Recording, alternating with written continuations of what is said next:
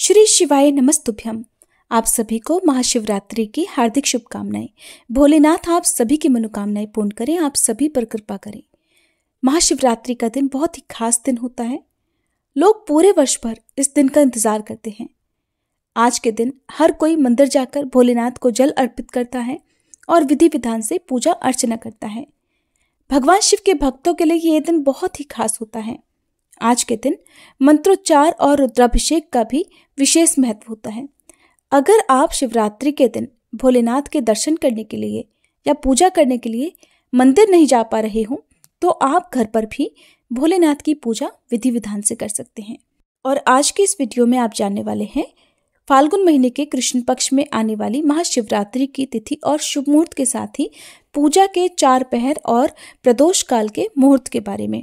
साथ ही आप जानेंगे किस प्रकार बहुत ही आसान विधि से और मंत्रों के जाप के साथ आप भगवान शिव की पूजा इस दिन कर सकते हैं। उससे पहले मैं आप सभी को बता दूं, हमारे चैनल पर इस दिन कथा भी सुनाई जाएगी। आप सभी से अनुरोध है, आप हमारे चैनल पर महाशिवरात्रि की कथा भी जरूर सुनिएगा। महाशिवरात्रि की पूजा में या व्रत रखते समय सुबह हाथ में जल और पुष्प लेकर व्रत रखने का संकल्प लिया जाता है और इसके बाद साधारण विधि से यदि आपके पास समय नहीं है तो आप सुबह की पूजा कर सकते हैं।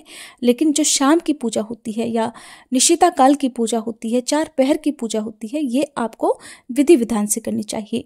शिवरात्रि के व्रत में शाम को सूर्यास्त के बाद से लेकर अगले दिन के सूर्योदय से पहले तक के समय में 4 पहर की पूजा की जाती है। इस समय में भोलेनाथ की पूजा अर्चना करने से भोलेनाथ बहुत जल्दी प्रसन्न हो जाते हैं। इन पहरों में भी भगवान की अलग अलग द्रव्य सामग्री से पूजा की जाती है, अलग अलग मंत्रों का जाप किया जाता है और हर पहर की पूजा का अपने आप में एक विशेष महत्व होता है। हर पहर में की गई पूजा का जो फल है वो भी अलग अलग प्राप्त होता है। शिवरात्रि के दिन सुबह जल्दी उठकर स्नान आदि से निवृत्त हो जाना चाहिए। फिर घर के मंदिर में भोलेनाथ की पूजा अर्चना करनी चाहिए और यदि व्रत रखना हो तो व्रत का संकल्प भी लेना चाहिए। किस प्रकार से आपको ये व्रत रखना है, निर्जल, निराहार या फिर फलाहार ग्रहण करके। कुछ लोग इस व्रत में, जो लोग शारीरिक रूप से समर्थ नहीं है, वो एक समय अन्न भी ग्रहण कर सकते हैं। सेंधा नमक से बना हुआ शुद्ध सात्विक भोजन आप ग्रहण कर सकते हैं। वैसे तो इस व्रत में केवल फलाहार किया जाता है, नमक का सेवन नहीं किया जाता है। लेकिन जिन लोगों के मन में बहुत श्रद्धा हो लेकिन शारीरिक स्वास्थ्य साथ नहीं दे रहा हो, ऐसे लोग भी इस दिन व्रत रख सकते हैं। पूजा करते समय आपका मुंह पूर्व दिशा की ओर या उत्तर दिशा की ओर होना चाहिए और जो पूजा है या पूजन सामग्री जो आप भगवान को अर्पित करते हैं वो मौन रहकर बिल्कुल नहीं करनी है। आपको ओम नमः शिवाय मंत्र का जाप करते रहना है। अगर आपके पास रुद्राक्ष की माला है तो आप रुद्राक्ष की माला से भी इन मंत्रों का जाप कर सकते हैं या महामृत्युंजय मंत्र का जाप भी कर सकते हैं।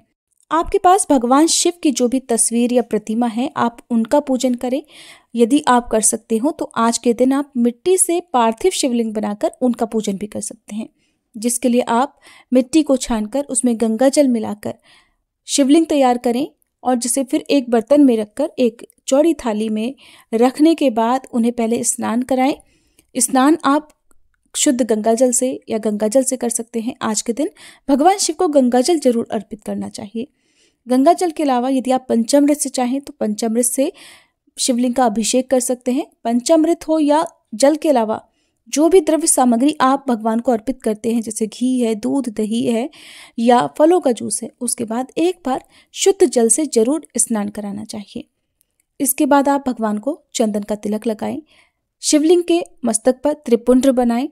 त्रिपुंड्र बनाने से कहा जाता है कि जीवन में आ रही जो भी समस्याएं हैं या आपके जो काम है जो बनते बनते बिगड़ जाते हों, वो सभी काम भगवान की कृपा से बनने लगते हैं और जो दुख हैं वो भी दूर हो जाते हैं। ध्यान रखें कि भगवान शिव को हल्दी अर्पित नहीं की जाती है। ऐसा इसलिए क्योंकि शिव जी को संहार के देवता के रूप में पूजा जाता है, संहारकर्ता के रूप में पूजा जाता है। तो आप भगवान शिव को चाहे तो सफेद या पीले चंदन का ही तिलक लगाएं। पुष्पमाला अर्पित करें। भगवान को भांग, धतूरा, बिल्वपत्र, शमी पत्र, हरे साबुत मूंग अर्पित करें। धूप दीप जलाएं।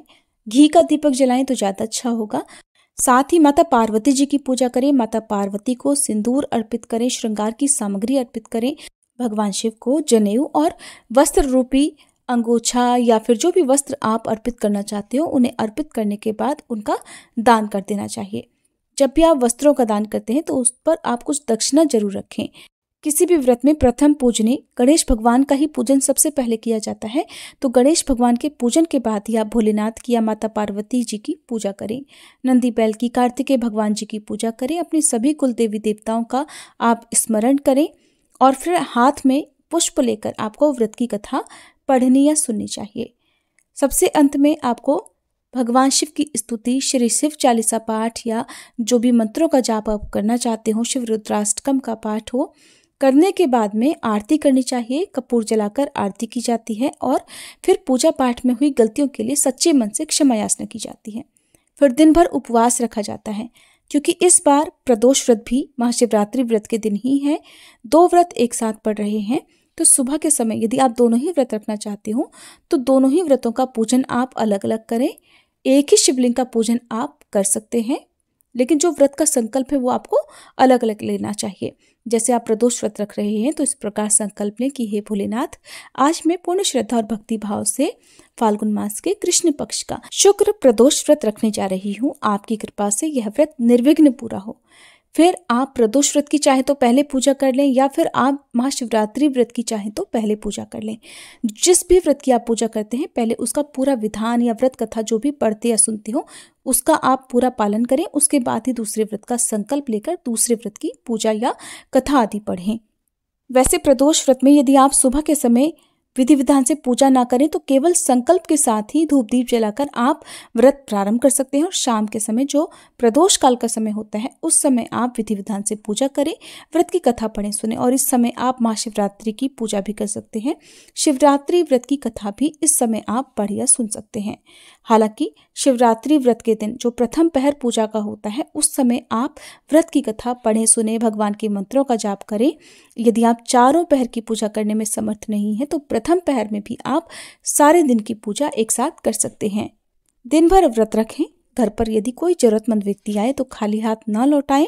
आज के दिन जैसी आपकी सामर्थ्य उसके अनुसार आप वस्तुओं का दान करें। शाम के समय एक बार फिर से पूजन करें। प्रदोष व्रत की पूजा कर रहे हो तो प्रदोष व्रत की पूजा करें, विधि विधान से कथा पढ़ें सुने और भगवान को शाम के समय खीर का भोग लगाएं। गाय के दूध से बनी खीर का भोग लगाएं और प्रसाद रूप में सभी लोगों में भी बांटे। यदि आपने व्रत रखा हुआ है, महाशिवरात्रि का व्रत भी आपने रखा हुआ है, तो आप खीर को ग्रहण ना करें, केवल फलों का सेवन या फलों के जूस का या ड्राई फ्रूट्स का सेवन आप कर सकते हैं। भोलेनाथ को भोग लगाने के साथ ही मुख शुद्धि के लिए पान का बीड़ा भी अर्पित करना चाहिए, जिसमें पान, सुपारी और लौंग इलायची रखकर आपको भगवान से इस बीड़े को स्वीकार करने का आग्रह करना चाहिए।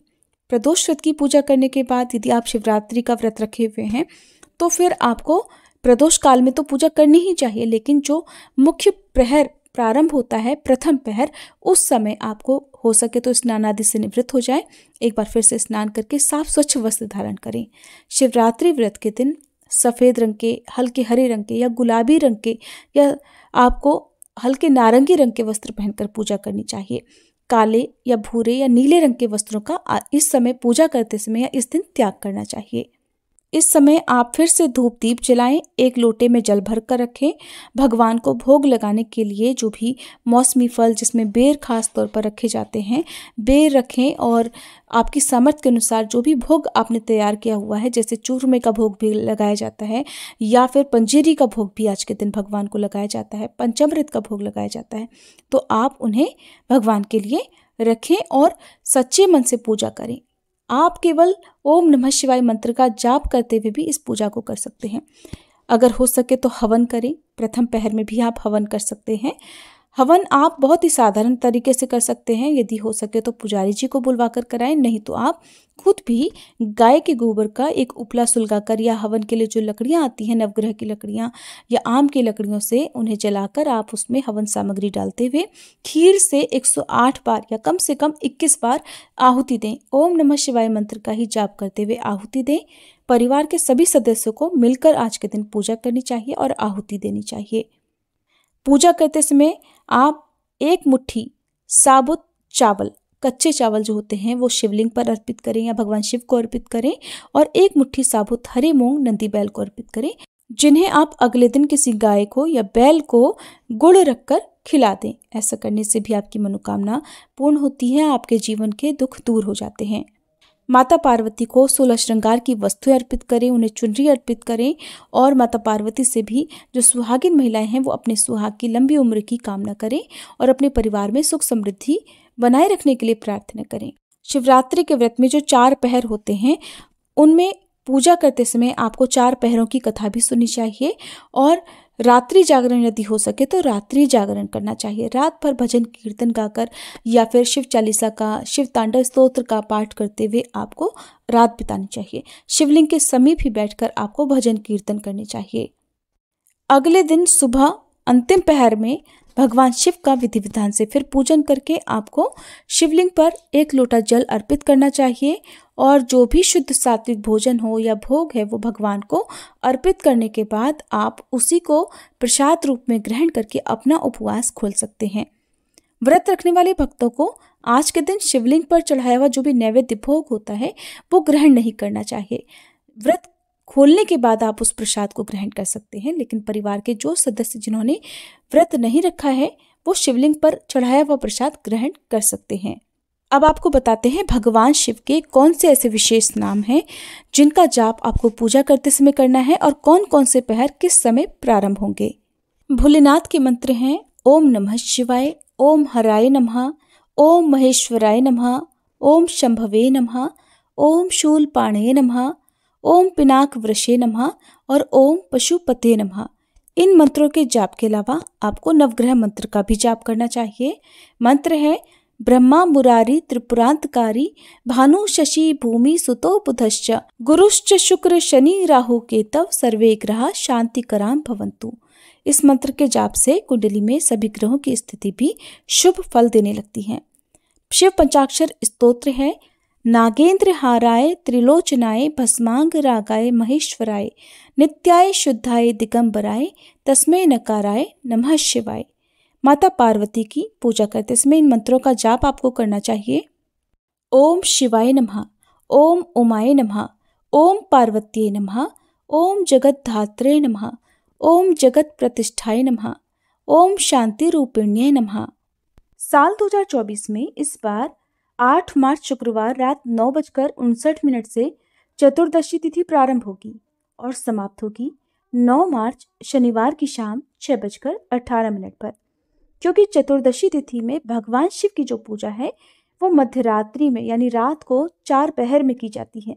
ऐसे में जिस तिथि में मध्यरात्रि की पूजा करने का शुभ समय भी प्राप्त हो रहा हो उसी तिथि में महाशिवरात्रि का व्रत रखकर पूजा की जाती है।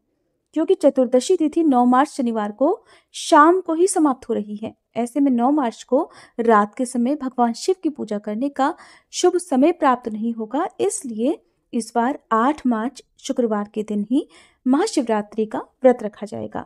महाशिवरात्रि व्रत में भगवान शिव का जलाभिषेक या पूजन आप 9 मार्च शनिवार को भी कर सकते हैं, लेकिन जो भी वक्त व्रत रखना चाहते हो उन्हें 8 मार्च शुक्रवार के दिन ही व्रत रखना चाहिए।